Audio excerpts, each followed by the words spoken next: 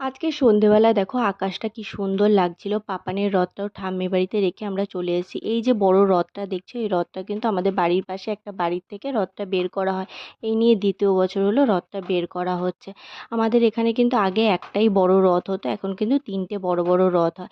এখানে দেখো কি সুন্দর নৃত্যানুষ্ঠানও হচ্ছিল। আর এখানে একটা ভাই যে নৃত্য করছিল, এই ভাইটা ভীষণ সুন্দর নৃত্য করে। এর আগেও ওর নৃত্যানুষ্ঠান আমি দেখেছি। তারপর এখান থেকে আমরা রথের দড়ি কিছুক্ষণ টানার পরে আমরা বাড়িতে চলে এসেছি। বাড়িতে আসার পর আমরা সবাই মিলে আবার বিক্রমপুরে মেলায় গেছিলাম। বিক্রমপুরে মেলায় কিছুক্ষণ ঘোরাঘুরি করার পরে আমরা কিছু জিনিসপত্র কিনে বাড়ি চলে এসেছি। চলো তোমাদের দেখিয়ে দিই আমি মেলা থেকে কি কি জিনিস কিনলাম। এই যে চুড়িগুলো দেখছো, এই চুড়িগুলো কিন্তু অনলাইনে অনেক দাম চাইছিল, কিন্তু আমি মেলা থেকে এগুলো 10 টাকা পিস কিনেছি।